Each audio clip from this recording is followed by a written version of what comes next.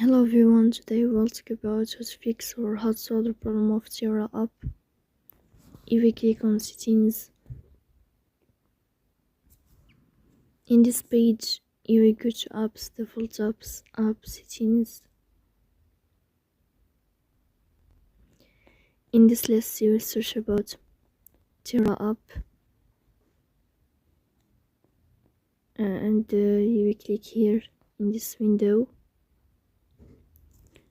Then this page of app info, you will click on first stop and you will click OK.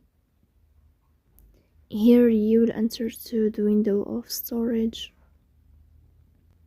Then we click on clear cache, but pay attention, don't click clear data because that can delete your account or can cause you errors in your app.